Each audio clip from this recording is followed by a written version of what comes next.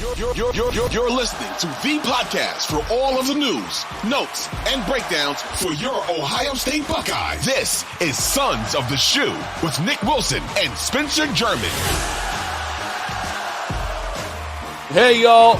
Nick, Spencer, back with you guys. As always, we beg for your patronage. Please follow the Sons of the Shoe podcast wherever you get your podcast, Apple, Spotify, the Odyssey app, 923thefan.com. But as we get started today, we will get into the Kyle McCord rumors out there. We will play a little bit of the butterfly game as well in the middle of the show. We got the Michigan panic meter. We've got to get into, kind of that first look at the Cotton Bowl coming up here in a few weeks' time. But as we get started, hi, Spencer. How are you? I'm good, Nick. I'm good. Busy. It's that time of year. But yeah, I it's weird, honestly, as we are an Ohio State and college football podcast, to not have, like, we've reached that point where you're like looking ahead to the weekend and you're like, there's no college football on my Saturday slate anymore. We at least had Army Navy last weekend, which is always a tradition in my family, having people in my family who went to Navy. We always at least get into that game, but now there's just nothing. It's just bowl season. So here we are. Well, and kudos to the Army-Navy game for being an absolute. It looked like a runaway victory late in that game. All of a sudden, it is a barn burner at the very end. I've had the good fortune to go to Army-Navy. I'm telling you, it's funny because I didn't grow up building my Saturday after Ohio State, Michigan around Army-Navy. And when I was in Charlotte, I got to go as part of the Radio Row. And then I got to stand on the field as both marching bands came on. That's awesome. And played the SSB and the alma mater and then went off. And I got to tell you, man, like, I still don't make it, like, I was super busy Saturday. I watched a little bit of the end, basically watched the fourth quarter. But if you've never gone, I really think there's just a special power in that game that it really, it touches on a lot of the nostalgia, a lot on patriotism. And I got to be honest, I'm not really a sucker for that last part, but man, did it hit me hard. And it always does. It's just because you see, like, I think patriotism is kind of a complicated thing, but when it comes to that game, those young men are playing that for real. Yeah, that does mean something to them. And it's not the hokey patriotism that politicians serve up to get our votes. It's a real thing. Sacrifice is real. And it's tough not to get swept away in the emotion of that. And then to have it be the game that it was on Saturday, I'm going to get all misty here. I thought it was a hell of a lot of fun. And it was a great game. Yeah, I mean, what's the line they always say? Like, this is the only game in the college football slate where the people who are playing on the field are ready to die for the people who are watching the game in the stands and at home on TV. I think that's always kind of like a line that puts that game in perspective. I have also been with my brother when he was at Navy. I went twice. And yeah, I just think, to your point, like, just the fanfare that's involved in it, the show that you get with a lot of, like, the flyovers and, the two basically schools marching onto the field opposite of each other and all these different things. And the stadium's always split, and you get one side cheering for Navy and one side cheering for Army. And there's the whole, like, sing first, sing second thing at the end. It is a really, really cool thing. I'm with you on that. And I think, like, if you have, like, a sports bucket list, or specifically like a college football bucket list, going to that game should 100% be on there, because it's worth every penny. It's fantastic. I agree. So as the regular season has concluded, the transfer portal's opened up. Obviously, early signing period. It's the 20th, so that's coming up next week. We got a lot planned for all that stuff, but Cam Ward is visiting Miami this week. He's been kind of making rounds. There's been some whispers about Dante Moore going back to Michigan, maybe to either Michigan State or, more importantly, Michigan. And yet, with Ohio State, one name that's on the radar, and there was actually a Notre Dame blogger, Ryan Roberts, who reported that, initially we thought Riley Leonard was going from Duke to Notre Dame, and it was closed for business because he was closed for contact on the portal. Well, now it looks like Auburn and Ohio State are trying to wrangle a visit with him. And I got to tell you, like, I've really struggled. Hell, you and I struggled with Dante Moore versus Cam Ward when, leading into the portal. Riley Leonard's a really intriguing guy because I think when you start, here's the basic fact that you start with. If he was healthy this year, and you really can't look at his stats from this year and glean anything because he had a pretty significant ankle injury. But if Riley had been healthy this year, one, Duke probably they surpass their high water mark with Mike Elko in his first year, and they might have been on the national periphery in the background given how weak the ACC was. And two, Riley Leonard's off to the NFL draft. He's not in the portal. Yeah. I think too, I'm trying to think back to that FSU Duke game, but I remember he was active for that game. He played, and then he left the game sort of like midway through, and it was like a 1-score game at the time, and then FSU was able to kind of pull away. So as we sit here, I know people are still reeling after the college football playoff ranking came out. You kind of reflect on certain moments. You can look back and say, like, well, Auburn should have beat Alabama, and Ohio State could have beat Michigan. I think that's another one that you can look back on and say, like, well, if Riley Leonard stays healthy, are we even talking about the whole dilemma with FSU being 13-0? Because they very much could have won that game, and it could have been a loss for Florida State. But yeah, it's interesting because now you got people playing the game of. First of all, let me go back for a second because, yeah, I saw the same sort of reporting from a blog, the Notre Dame blogger as you over the weekend. That was Riley Leonard could sign with Notre Dame as early as Monday. And it was supposed to be like a done deal. And here we are now Tuesday, and we still don't. The only news we really have on Riley Leonard is that he signed an NIL deal with Gillette. That's all we got so far. And that's good money, by the way. Are you telling me free razors and cash? Give me that. I mean, razors, yeah, those things are expensive. Like that covers the NIL bill in its own right. I think if you just get a lifetime supply of razors. But no, he's got a baby face, so again, he might not need them. Yeah, lifetime supply for him is not the same thing as this ugly. I was going to say, give your boy Nicky Doves. Let's make another play here for some sponsorships or something. Don't hate, collaborate, okay? Well, hey, if Riley Leonard ends up at Ohio State, we'll have to get him on the show, I guess, and then we can maybe see what kind of deal we can work out. But no, but now people are sort of playing the game of which quarterback do you want, because on top of that report that Notre Dame was going to make it a done deal with him, we got the report that Ohio State is like all in on Riley Leonard being their top target in the portal, which I found interesting as well. So I don't know, like, do you like Riley Leonard better than some of these other options that we've thrown out there? I know you really love the idea of Dante Moore and him coming to Columbus to kind of be developed and grow from his time at UCLA. I sort of feel like I like Cam Ward a little bit better than I think I do Riley Leonard, but you can't deny, like, Riley Leonard, you give him the weapons that he would have at Ohio State, I think without a doubt, like, and he stays healthy, of course, which injuries were an issue for him this year. Without a doubt, like, I think he's probably in the Heisman conversation, and you're right, he's a top NFL prospect going into the league in 2025.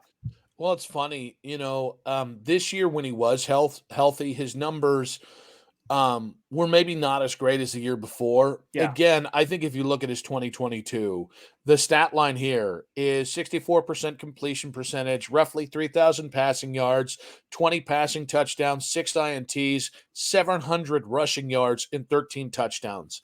And that's in Duke's offense. That is surrounded by, some problematic talent around you. He's never played with what he would have, potentially Jeremiah Smith, obviously Carnell Tate, some of the other weapons they've got coming Marvin back. Harrison Jr. possibly, if he comes back, who knows? Stop that right damn now.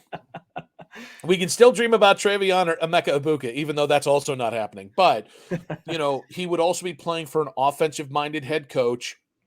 He's had Mike Elko the last 2 years. So, I was looking up and kind of looking back.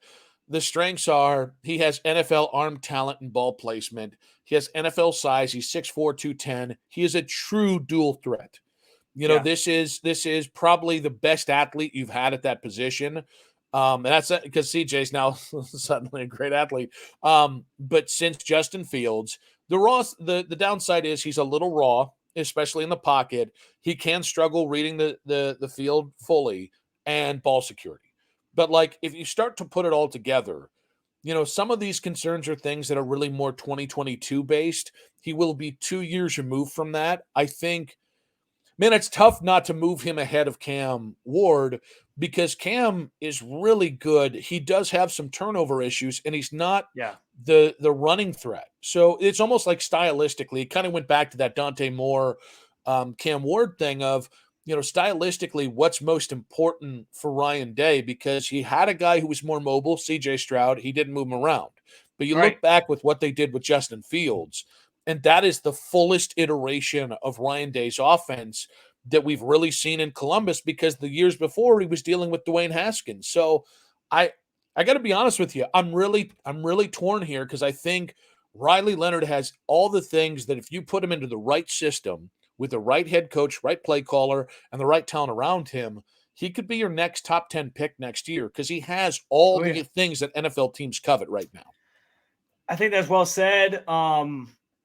I the biggest thing I think that you hit on in comparing Cam Ward versus him, to me, has to be the turnovers. Like, I think Cam Ward's gonna maybe take more risks than Riley Leonard is. I think we kind of saw that on the tape this year with him. And yeah, the other big one that stands out is he's not quite the mobile quarterback that Riley Leonard would be. Now, I think the question becomes, is Ryan Day willing? I mean, he must be. If the rumors and the reports that are out there that Ohio State's really going after Riley Leonard, and they feel like that's their guy, I would hope that means Ryan Day envisions an offense built around his skill set, where he's going to be used as a runner more than maybe he has used guys as a runner in the past. But it's also funny because, like, you never felt like Justin Fields was handicapped as a runner. Like, he kind of had free reign to run when he needed to run and when he wanted to run. It was just a CJ Stroud thing. I don't know why that was. I don't know if it was like he just had to prove to himself that he could make this perfect NFL pocket quarterback or something, which doesn't even matter today, because nowadays NFL quarterbacks, I mean, look what the Eagles do with like Jalen Hurts, right? Like, you can be a pocket passer and a good runner, and they can find a way to utilize your skill set. I think that's been sort of the revolutionary thing in the NFL today. But I would imagine if you're targeting Riley Leonard, that you have to at least be open to the idea of using his skill set in that way and opening up your playbook more to do more of those things, and not limit him to what you tried to do with CJ Stroud for most of the year, until all of a sudden in the Georgia game you decided, hey, all bets are off. We're just going to pull out all the stops. So I would hope that's his thought process. I think there's also a conversation to be had here. If he is bringing in a guy like Riley Leonard, would he maybe concede some of the play calling duties to somebody? I don't know if it's Brian Hartline, who's the sort of offensive coordinator just in title only, it seemed like this past year, but somebody who maybe wants to utilize the skill set in that way, and then he just kind of has, veto power on certain decisions or whatever it might be. And it's funny too, because that was a conversation. I remember the Kirk Herbstreit basically stirred that up for on the bowl game New Year's Day, where on game day he said, from what he understands, Ryan Day is willing to give up play calling duties, and it was kind of just like a headline only thing. Like, oh yeah, he's willing to do it, but then we know going into this year, it was kind of just like they named Brian Hartline an offense coordinator, but it was still Ryan Day calling the shots. So it was kind of like, was he maybe just collaborating more? So would he fully embrace the idea of, you know what, I'm going to let somebody else call the majority of plays, I'll have veto power, and maybe that gets you what you're looking for in a guy who's willing to use Riley Leonard in a lot of different ways? So I think that's probably a topic better served when we have more time to kind of flesh it out. For sure. But I really think that's one of the biggest questions facing Ohio State this offseason. And that kind of dovetails into what Ryan Day needs to do to adapt to beat Michigan.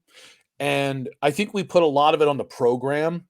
And I think there's also the conversation about, him as a coach. And I think what's interesting about this is it's funny because they both play in perceived weaker conferences. If you had asked me coming into the year who I'd rather have, Riley Leonard or Cam Ward, I probably would have said Riley Leonard, because to that point, they had both played in inferior conferences. I think Cam Ward played in more bigger games this year Agreed. in one season than I think, he had in his in previous career in Incarnate Word and Washington State previously. And now I think he's got more in 1 year, more big games against ranked opponents with like real national implications than Riley Leonard did at all at ACC. And I think that I struggle with that. I think whomever you bring in, this is you have to surpass Kyle McCord. When we talked about Kyle McCord, we thought he was good enough to beat Rutgers. We thought and that almost didn't happen.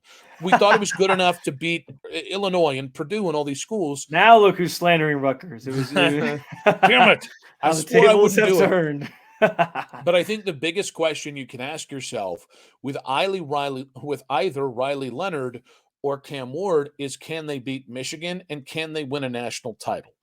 Because Cam, and it's so funny because I don't think he's limited. I think Cam Ward's kind of in the similar boat with CJ Stroud. Like, he's more athletic than you realize. But I think, he has that gunslinging ability that might be able to transcend in those games. But you look at Riley, and it's that dual threat ability. Right now, the way that you beat teams like that, and more so, to me, the way you win national titles right now. The reason why I really give Michael Penix Jr. a chance. I mean, look at what's going on with the kid at Alabama. And, I think the way that you beat teams who are as talented, in some cases, just flat out more talented than you, or maybe a hair more talent like Georgia versus Ohio State, is I think you have a quarterback that can do both things. And Riley Leonard, here's the thing. Intermediate, he's not awful.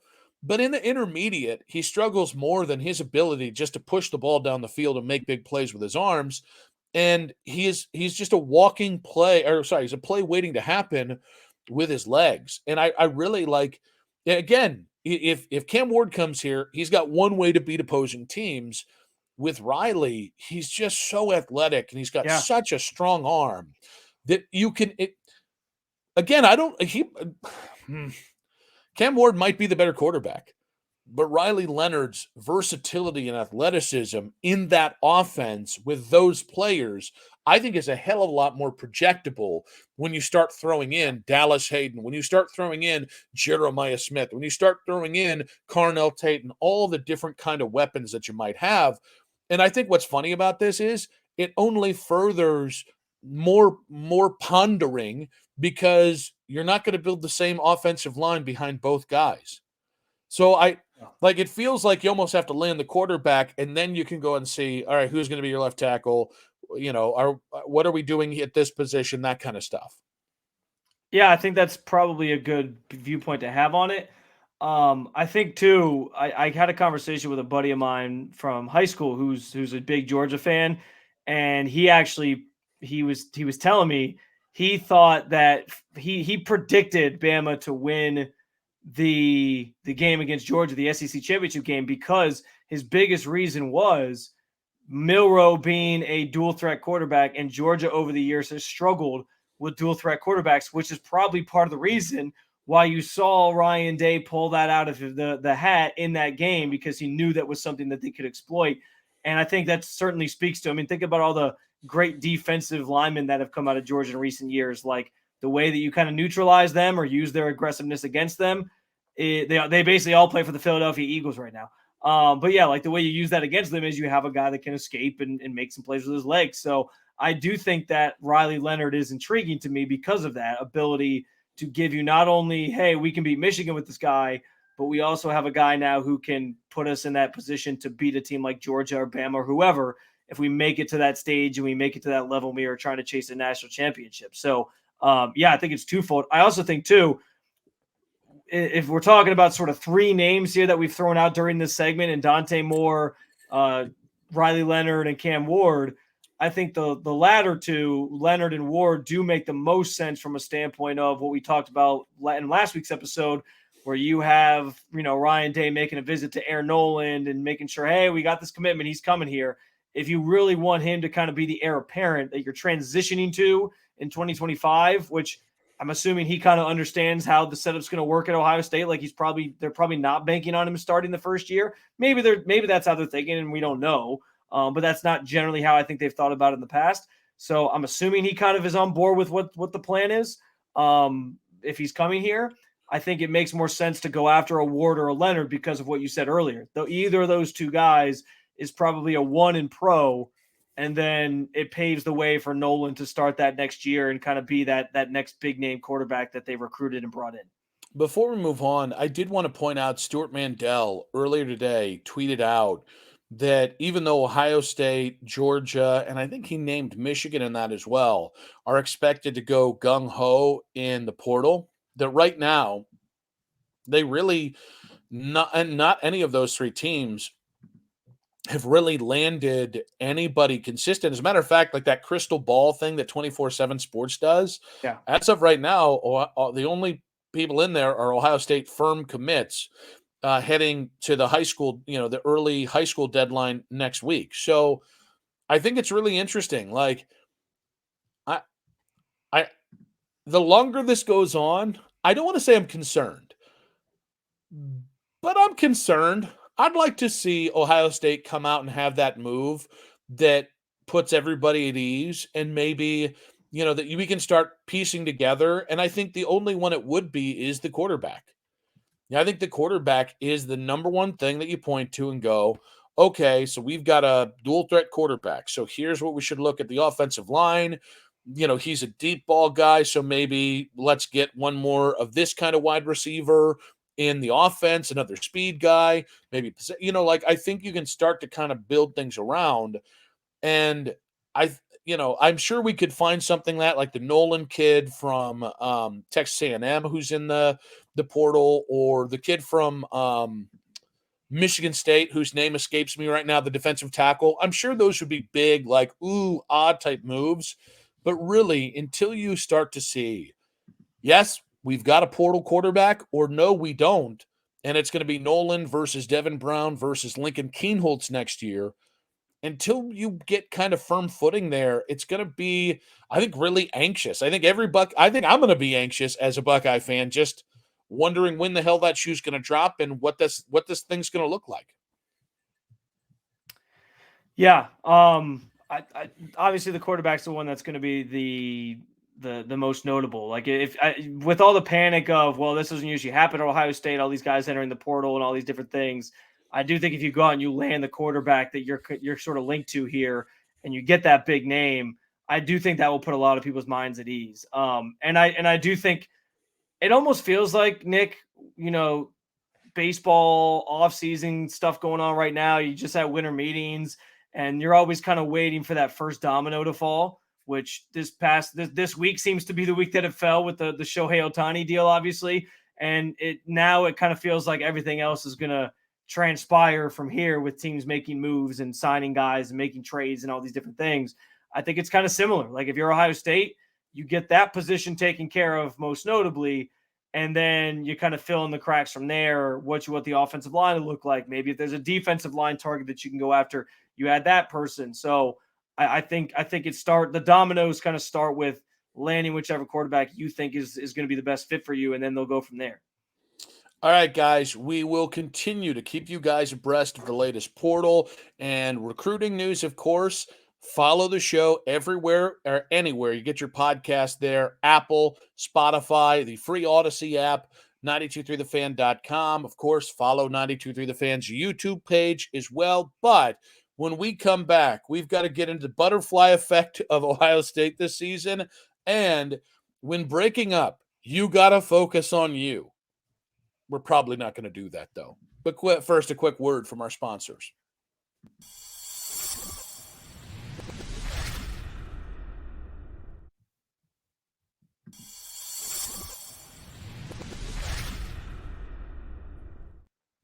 Welcome back, everybody. The big news this weekend: Jaden Daniels out of LSU, winning the Heisman. In second place, a close second, Michael Penix Jr. In third place, Bo Nix. Marvin Harrison Jr. came in fourth. And looking at the breakdown, I was actually just looking at this again. In no zone did he come in higher than fourth. Even in the Midwest, he had 106 votes, and Bo Nix outpaced him by 13 votes.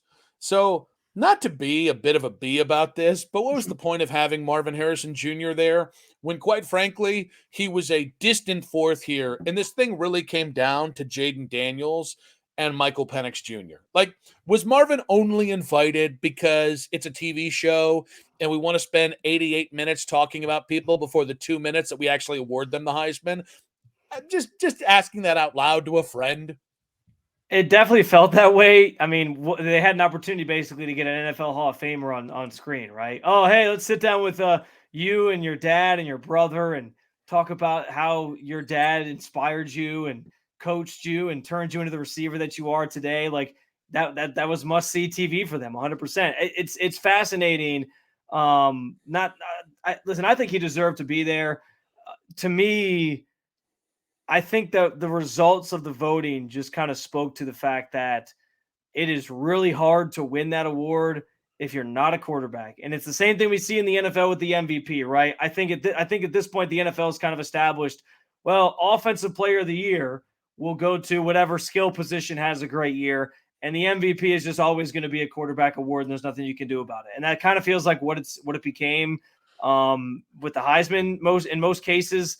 I mean, Smith was the first wide receiver since the 90s to win the award. So it's like, I think that's just kind of what it is. But I think it's interesting, though, Nick, because we've talked a lot about if the Michigan game goes differently, what does that mean for Marvin Harrison Jr.? And I stand by what I've been saying. I feel like if they win that game, and especially if he scores the game-winning touchdown for sure, but even if they win that game, he makes a big maybe catch on that drive, like the ball that was going his way that was intercepted, obviously, to end it. If something like that happens, how do you not give it to him? Because we talked about it last week. Like every single candidate you could poke holes in. Jaden Daniels, yeah, he had all the stats, but he also had 3 losses at LSU, and his team wasn't very good. Like, was he really lifting them to that next level? With Penix, I think was maybe the most well-rounded one because you had at least something you could look at and see like, well, that's his Heisman moment. He's got some of the stats as well, but his numbers. Can I just say that? Beating the best team in your own conference, beating every team in your conference in a tough Pac-12, that doesn't matter as much as putting up video game stats on a 3-loss team. It's the SEC thing again, right? Like, oh, he did that in the SEC. Holy shit, we got to give this guy the Heisman. Like, that's if you want to start where the Heisman is, the overwhelming amount of votes that Jaden Daniels got in every zone, like even Bo Nix didn't outpace Jaden Daniels in the Pac-12. They hate themselves in that territory. I'm talking about in the West voting. So if we want to start fixing the Heisman, let's start there. Because the group think on Jaden Daniels. Now I'm getting pissy, all right, because I am officially down 3 cocktails. I'm getting a little pissy about this. Jaden Daniels is a really great college football player. Don't get me wrong. But if Bo Nix was still in the SEC, he would have split enough votes and Michael Penix Jr. would have won. And it's just like to be a Pac-12 player or to be from that part of the country where nobody watches you, you pretty much have to go undefeated. You have to pass for 7,000 yards. You have to nail the Playboy Playmate of the Year. You have to date Taylor Swift. Like you have to like the idea or in the case of like Reggie Bush, you have to be like maybe the most transcendent college football player of all time, because that's what Reggie Bush was. People stayed up till 2 a.m. to watch Reggie Bush play Fresno State, which I remember that game vividly watching in my parents' basement. Like that game against Fresno State where he just had like 5 touchdowns and he was just going bonkers. It was like, this guy's amazing. Like that's what it takes basically. And you can make the case with like Christian McCaffrey, who I think, by the way, I thought Christian McCaffrey should have won the Heisman that year that he didn't, but that was just me. But even then, Spence, like Reggie Bush was a number 1 recruit out of high school. He was high profile. It was LA. Like Michael Penix Jr. was an okay recruit that had started at Indiana that nobody watched. And then he went to Washington where all he did was win and it wasn't enough. And, getting back to the Marvin thing, like I'll be honest, I think if you had told Marvin, hey, you're going to be a distant 4th, I don't know Marvin would have gone. I don't know Marvin should have gone. I think he would have. I just think that's not it. I think his mentality is he would have showed up. If he had known for a fact he was going to be 4th, I don't know. And because I think you're kind of attributing to his character and what a good Yeah, kid he yeah. is.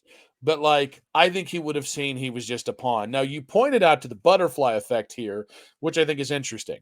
So I'm gonna draw out the details here, and because I'm curious, if it's the exact same stat line, 118 yards, 1 touchdown, and Kyle McCord leads the team down the field at the end there, and somebody else scores, so Marvin doesn't have another catch, but Ohio State outlasts Michigan. Is Marvin a Heisman winner?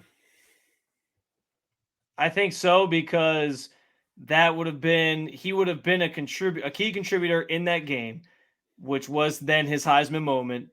And then you also have to add in, like, if we're doing the butterfly effect here, the butterfly effect of winning that game is that he then goes and plays in the Big Ten championship game, where I'm assuming he would have put up some really good numbers again, or I don't know, add another touchdown or something. I know that Iowa defense is stingy as hell. That's about all they're good for. But yeah, like I'm imagining that he also adds more to his resume on top of that. So then I think yes, he has a better case to being at least up there to have a shot at it because of all that. Like listen, you can't tell me if you watch college football consistently, you can't tell me that guy, Marvin Harrison Jr. wasn't. Listen, he's on a stage with a lot of other really good players, but you can't tell me that he wasn't top 2 in terms of like the best players in college football this year. And I think that certainly speaks to where he's going to likely be picked in the NFL draft, assuming he's going to actually go pro, which we both think he's. There's no way he's coming back. Like the talent is undeniable. Like that guy is insanely talented. To a point where like you can solely look at the Ohio State season and say, where are they without him? Where was like all the people who are pointing to Kyle McCord's numbers and saying, oh, well, how are they going to let this guy go? Where would his numbers be without Marvin Harrison Jr.? I can't wrap my head around what this team would have been like without him. So if the Heisman's supposed to sort of be in that ilk of an MVP award, I do wonder, how much that gets considered for a player that's maybe not a quarterback when that player still had an immense impact on how that team's season played out. Like his impact is undeniable. So I think next year, I think we need to do a preseason watch list. Okay. And we need to come up with our own Heisman. We have to come up with some name for it. And then we have a preseason watch list. And then starting with like week 3 or week 4, once you get 2, 3, 4 games under your belt, every week, it's like the college football playoff rankings. Every week we release our top 5. I like that. We release our ballot, and we'll let the fans be 33% of the votes, right? And I don't really know how we'll do that, but we'll do it. Like we'll effing do it. Twitter polls. And then at the end of the season, we declare the rightful best player in college football because Michael Penix Jr. got robbed. Marvin, to some degree, got robbed. I think Bo Nix is overrated. Great, really, really great college football player. He's not the same level. He's not the same level of Michael Penix Jr., who is just an otherworldly, has the it factor. Bo Nix lived up to his recruitment. That's the best thing. Really good player. Great player. Like Michael Penix Jr. has had an all-time season. And then Jaden Daniels would have been – so I would have gone Michael Penix Jr., Marvin, and then Jaden. But that's this year. Next year, we're going to do it all over again. Now, you mentioned – I mentioned the Marvin Harrison Jr. butterfly effect. I also think it's fair to do the same thing with Kyle McCord. And ask yourself, if Kyle McCord – and obviously he'd still be the quarterback right now because he would have beaten Michigan – but if he drives down the field and beats Michigan, regardless of what happens in the playoffs, I love this conversation. Is he the starting quarterback for Ohio State in 2024? Yeah, I think he is. That's what's so crazy about both. Yes, college football, but just football in general. It's like one or two things here or there, one or two moments, one or two plays. I mean, we do the same thing with the. Looking back at the Georgia playoff game last year, if Marvin Harrison Jr. doesn't get knocked out of that game with a head injury, and let's face it, Ohio State was really banging their own drum about this idea that like – I didn't know where we were going with that. Ohio State was banging. Ohio State was banging their own drum about how, hey, we take protecting players and, player safety, especially with head injuries, more seriously than other teams do. And when you hear the stories about how Rodemaker from Florida State got a head injury the game he got injured in against Florida, and then he went back into the game, and then you find out that he couldn't play in the ACC championship game because he had a head injury. I think it's pretty telling that they were like, yeah, he's okay. Just the old fashioned rub some dirt on it, get back out there type mentality. And it's the same sort of thing. Like we're doing that with Marvin Harrison Jr. from last year. So I think it's a fascinating question to wonder where Kyle McCord is if he wins that game. I'd be hard pressed to think that they move on from him if they win that game. Because, I mean, Nick, think about how much stock fans are putting in just that game alone. I mean, that game is the difference between Ryan Day should be the head coach still here today as we're sitting and talking about this, or he should be fired. Like, for a lot of people, he should be fired because he lost that game alone.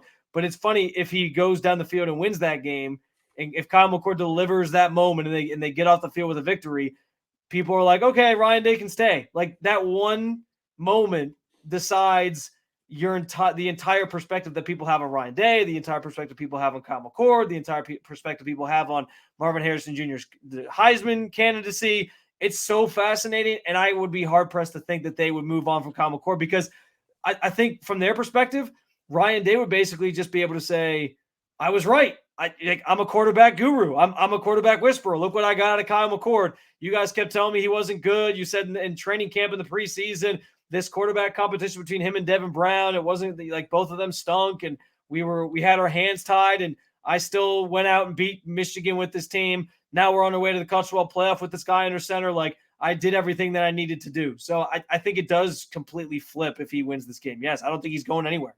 So I want to go through this one by one. One, I don't think Ryan Day beating Michigan would have completely absolved him from the scorn of Buckeye fans. I think the only thing that will ever rightfully do that is the year that he beats Michigan and wins a national title.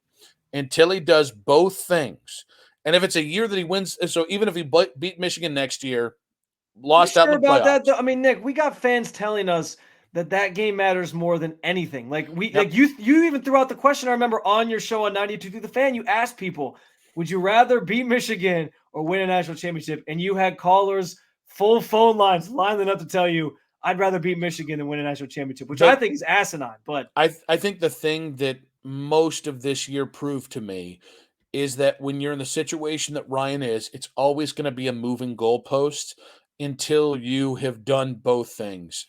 And, Urban, what was it, year two, year three, won the national title and beat Michigan's ass the entirety of the time he was there. And I think if you move the national title back a couple of years, I think fans 4 years in, 5 years in would have been saying, well, okay, he's beating Michigan, but so was Tress. What's he doing on the national stage? So I think fans move the goalposts all the time. I think media does it as well. Now, to the Marvin thing, if the only difference, if the performance was good enough, it's just the end result of the game, then those voters are dumber than I think they are. And then getting to the third thing, if the answer is yes, that if Kyle McCord wins this game, no matter what happens in the college football playoffs, he's back as your starting quarterback next year, unchallenged. It's his job. And then he's off to the NFL, and it's Aaron Nolan's job. If that is true, then we need to realize, and if that's 100% how Ryan Day would think about it, then we need to realize that Kyle McCord was probably the fall guy for Ryan Day losing to Michigan for the third straight year. And I'm not saying it isn't, but I'm just, and maybe that's the design of this. Maybe that was always the conceit of this year is, well, Marvin was going to go off to the NFL anyways, and if he's not good enough, we'll just use him as the fall guy. That'll buy me some time. But if the answer is it's one drive, and that one drive, not the fact the kid was a one-read pony, not the fact that the guy was nervous as hell behind the offensive line, the fact that he honestly was inconsistent as hell with his ball placement. He has an okay arm, not a great arm. If it's none of he's immobile. If it wasn't those five things and it was just one drive, then this program's probably in deeper shit than we realize. Because one drive, and I get it, it's a huge drive, and he threw the interception. But if it's one drive that differentiates him being here and him not being here, to me, that is the definition of insanity. Just putting way too much stock. Because honestly, that one drive would absolve him in the eyes of a lot of Ohio State fans for the crappy play earlier in the game. It shouldn't. He played really poorly. Like, Yeah. he was not crisp. He did not make good decisions. He started the game with the biggest interception that obviously put Michigan right there to on the doorstep to score their first points. He started you at a deficit, and that completely changed everything about that game. So the idea one throw or one drive could outdo that. He beating Michigan wouldn't have proved that he was any more likely or ready to be in that game because he still played like crap for 3.5 quarters. I just go back to the point I made on I think if he beats Michigan with Kyle McCord, I think the narrative can be more about how Ryan Day, everyone says like Ryan Day's supposed to be this quarterback whisperer. I think that's what it becomes. I think it becomes like, look what he got out of Kyle McCord, like all those limitations. It almost becomes like a Ryan Day love fest instead. It's like, oh, Ryan Day did this. He led Kyle McCord to this place that he hasn't been to, and he got it done with that quarterback. This guy's a genius. And so I think because he would have won that game, he buys himself more time with the fan base where he can then bring Kyle McCord back the next year. And if it doesn't go great that year, then he can use him as a fall guy anyway again. And then he's got Aaron Nolan ready to go. So, but again, I continue to go back to the fact that I don't think it was designed that way. We all know Quinn Ewers was supposed to be here. I also think too, Nick, like I think that's true for not just Ohio State, not just for college football, but all levels of football. Sometimes it does come down to one or two plays. I mean, I've seen coaches at MAC programs get fired because they lose a game that if they converted a 2-point conversion, they wouldn't have been getting fired the next day, but they're fired the next day because they lost a game by a point. Like I'm to an example from this week, all the heat in the NFL that Sean McDermott's dealing with the article that Ty Dunn put out this week.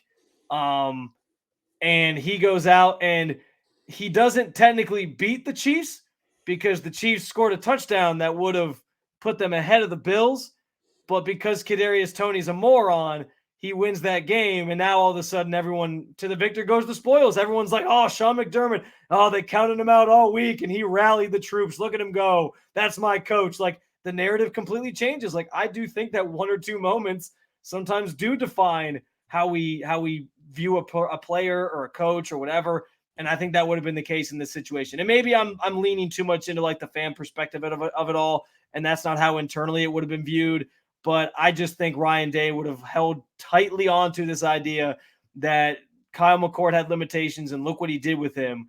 And that would have been his calling card to bring him back for next season. I really do. Yeah, and the moving goalpost would be until he loses to the Cowboys this week. All right, guys, we've got a little bit longer to go here, but you guys can get at the show at Nick Wilson Says, at Spencito_. Make sure to follow the show wherever you get your podcasts, so on and so forth. But when we come back, we will have to get into the importance of the Cotton Bowl, our first look at Ohio State's final game of the 2023 season. That's coming up next, but first a word of our sponsors.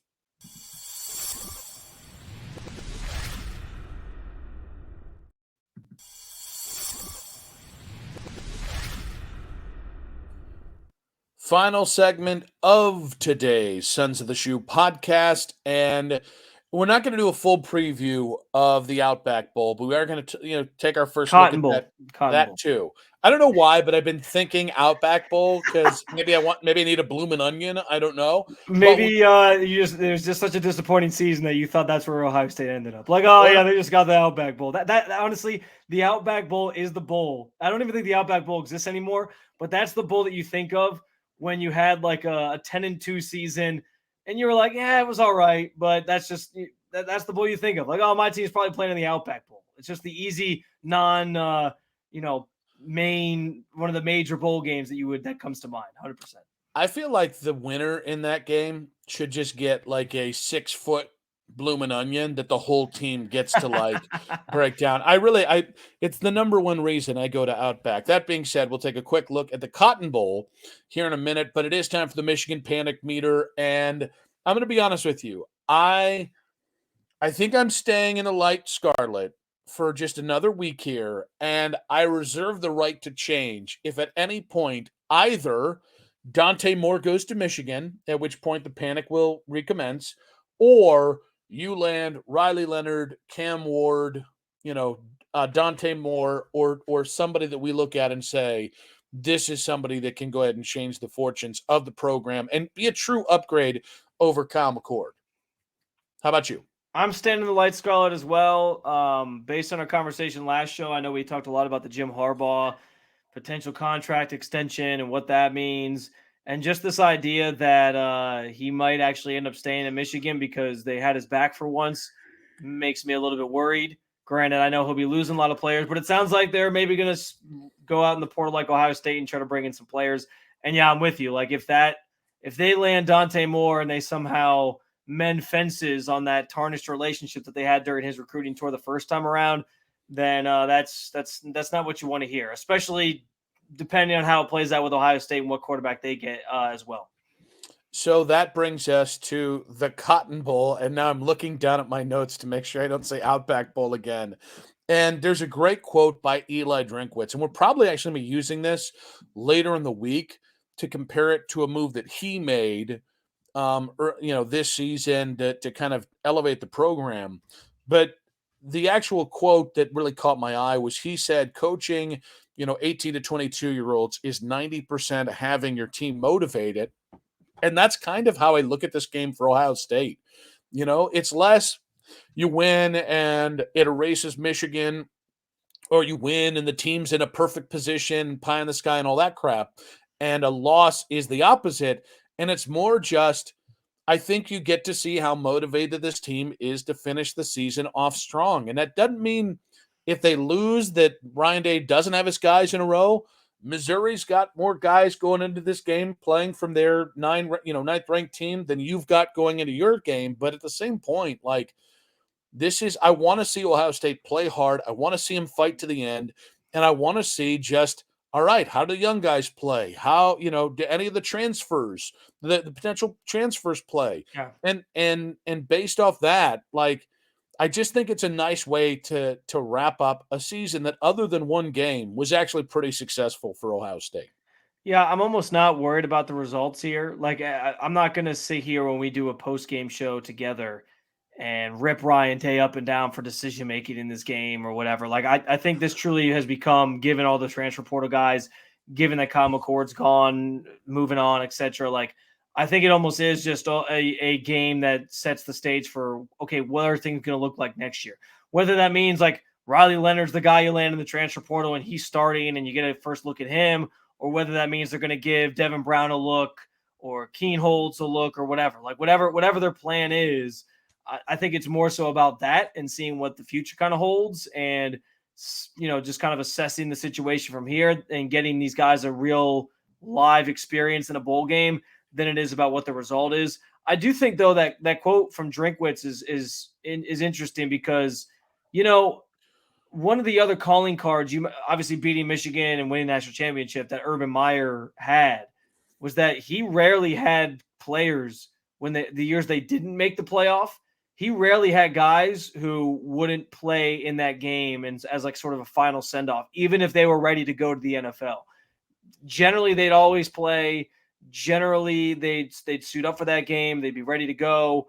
And generally, he had them motivated to win that game, even though it had less stakes than making the playoff, which was obviously the ultimate goal for those teams. We'll see if that's the case with Ryan Day as well, where he has his guys supremely motivated to go out and win a game that really doesn't matter as much in the grand scheme of things because Ohio State's bar is the playoff. And I think that's kind of telling as well. I also just think that quote's telling to, well, I've heard so much lately about just how you coach kids today based on what coaches used to do and how like this Bill Belichickian mentality of just like ripping guys isn't going to work. It doesn't work anymore. And it's less about like telling, I think the line is like, you don't tell players today what they did wrong. You tell them what you want them to do. And I think that kind of plays into that as well. It's like, yeah, I'm here to motivate these guys. They're seeing stuff on social media and all these different platforms now that are getting into their psyche. And I got to kind of get through all that, make them understand like that they're valued, and then get them to perform on the field. Like, I think it's a really well said quote. And I love Drinkwitz. I think everything he's got a great sense of humor. He seems like he's a great coach and a great guy. And I thought that was a pretty, meaningful quote for the way that he's supposed to do his job in 2023. I still haven't forgiven him for how he treated App State, one of my favorite programs, as a pit stop. That's right.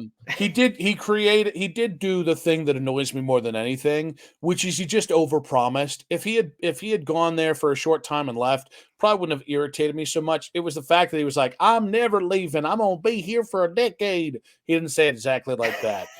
He's also a weird Southern dork, which has nothing to do with the conversation. Well, at least his accent's real, though. Unlike, some people who go to programs in the South and then all of a sudden, who do you want to name? They're good Catholic boys from they're good Catholic boys from Boston, born and raised. I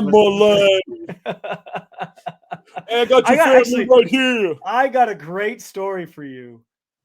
I don't know if I should share it on the podcast, but I got a great story for you about that. All right, so we'll get to that off air because we don't want to defame anybody. But no, I mean, I actually do think Eli's done a really nice job there at Missouri. And, I actually do think in a weird way it matters. You had said it's less about wins and losses. I don't think it's weird because I think we've just gotten to the point where because the bowl games, we see through them and guys opt out. And, the teams on the field are very rarely the teams that we saw through the regular season. Those are all very real criticisms of the bowl game and how those games have been devalued. I think when you're coming off the kind of loss that you were with, was it 12 or 13 guys in the portal right now, with uncertainty at quarterback, with the idea that Kyle McCord and Julian Fleming could be going to a Big Ten rival at Nebraska, all these different things.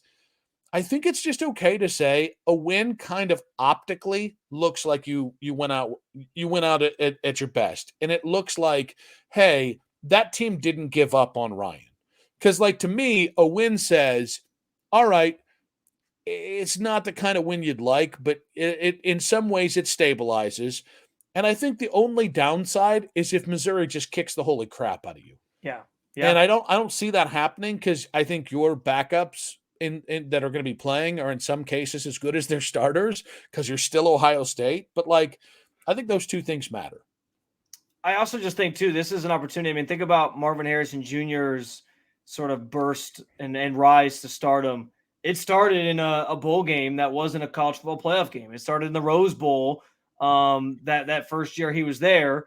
And after that, it was, just this rocketing trajectory to being the player that he is now, a Heisman finalist, likely top 2 to 3 pick in the NFL draft.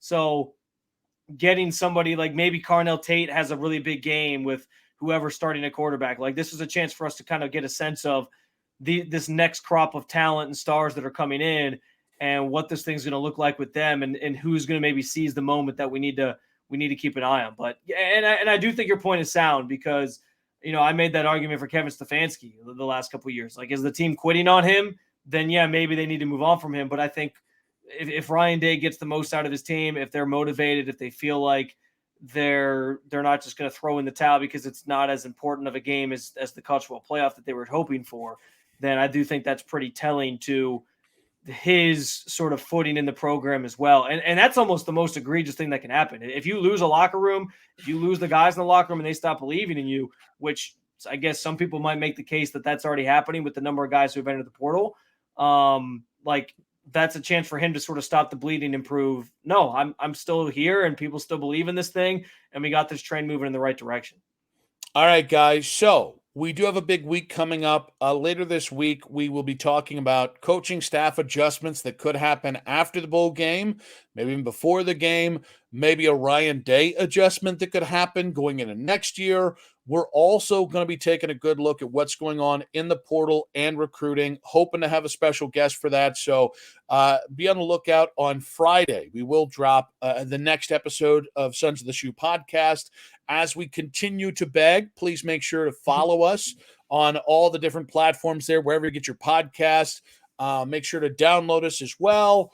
And, of course, make sure to hit the follow on the 92.3 The Fan YouTube channel as well. But that does it for another successful edition of the Sons of the Shoe podcast. Hit us with your feedback at Nick Wilson Says, at Spencito_. We actually are the kind of hosts that will interact with you on social media. So let us know your thoughts on today's podcast. Until then, guys, Spence, go Bucks.